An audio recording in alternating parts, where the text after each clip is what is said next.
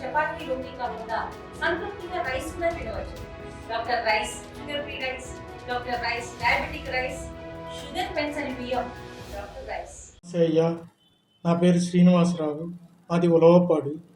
నిన్న మధ్యాహ్నం వచ్చేసి కృష్ణలంక పోలీస్ స్టేషన్లో, విజయవాడ కృష్ణలంక పోలీస్ స్టేషన్లో మీ అబ్బాయి ఉన్నాడు, మీరు వచ్చి అక్కడికి వచ్చి మాట్లాడుకోండి అని చెప్పారు. నిన్న మధ్యాహ్నం నేను ఇక్కడికి వచ్చాను సార్. వచ్చినప్పుడు చూస్తే అబ్బాయి చాలా దారుణంగా ఉన్నాడు సార్. చేతులన్నీ వాసిపోయి చాలా ఇబ్బందికరంగా ఉన్నాడు. ఏంటి అసలు కేసు ఏంటి అది అడిగాను. కార్లు పెట్టుకున్నాడంట, వేరే ఒక వంశీ అని వంశీ గారికి కార్లు పెట్టాడంట సార్. కార్లు పెట్టి కుదవ పెట్టాడంట. కుదవ పెడితే అవి తీసుకుపోవడానికి మళ్ళీ వచ్చి కార్లు తీసుకుపోయాడంట. మా అబ్బాయి చేసింది తప్పే సార్. నేను అబ్బాయిని మందలించాను. మందలించి చూస్తే చేతులన్నీ బాగా ఇబ్బందికరంగా ఉన్నాయి. అన్నం కూడా తినలేకపోయారు. ఎవరో ఎమ్మెల్యే గారి తాలూకు వంశీ గారంట, నిడమనూరు సార్ ఆయనది. ఆయన ఇవాళ ఉదయం వచ్చాడు సార్. వచ్చి మీరు 5 లక్షలు కట్టండి, ఇప్పటికి 5 లక్షలు కట్టి మిగతా డబ్బులు మీరు ఒక 10 రోజుల్లోనా 20 రోజుల్లో కడతారా, ఎన్ని రోజుల్లో కడతారా నేను చూసుకోండి అంటే, సార్ నేను కట్టే పరిస్థితిలో లేను, నా వల్ల కాదని చెప్పాను. నీ వల్ల కాకపోతే మీ ఇంటి కాగితాలు తీసుకొని రా, నువ్వు 5 లక్షలు కట్టి మీ ఇంటి కాగితాలు తీసుకొని రా అన్నాడు సార్.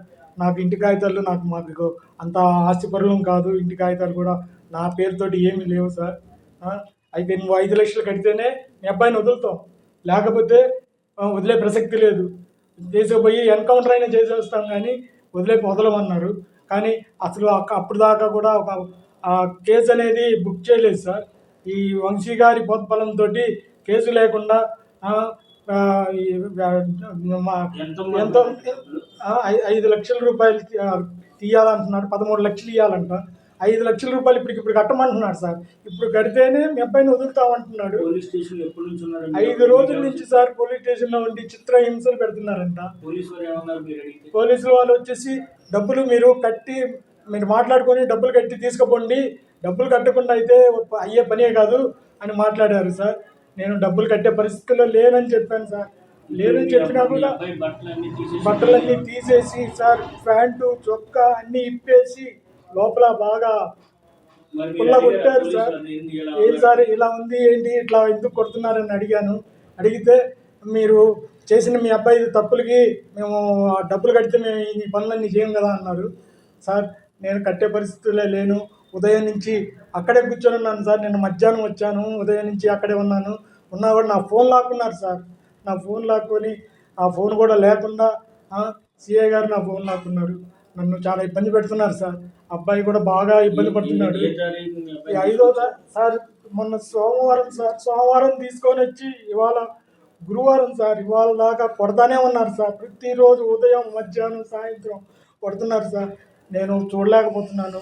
నేను చూడలేక బయట కూర్చుంటున్నాను సార్. ఏమైనా పంపిస్తారేమోనని చూశాను, పంపించలేదు సార్.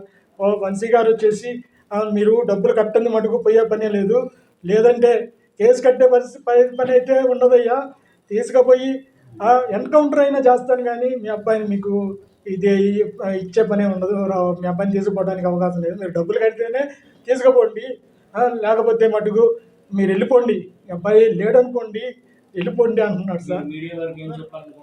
మీడియా వాళ్ళకే మాకు మీరందరూ కలిసి ఒక సహాయం చేయండి సార్. మా అబ్బాయిని ముందు బయటికి తీసుకొని వచ్చి మాకు అప్పగించే సహాయం చేయండి సార్. మీ అందరికీ దండం పెడుతున్నాను సార్. మీరు ఒక్కరు మాకు హెల్ప్ చేయండి సార్. తెలుగులో ఫాస్టెస్ట్ న్యూస్ ఇప్పుడు కొత్త అవతారంలో 5 సెకండ్లోనే పూర్తి వార్తా సమాచారం మీ చేతిలో. సోషల్ మీడియా ట్రెండ్స్ మీ కళ్ళ ముందుకే live TV and voice search ఆప్షన్స్తో ఇప్పుడే డౌన్లోడ్ చేయండి. యాప్ లింక్ డిస్క్రిప్షన్లో ఉంది.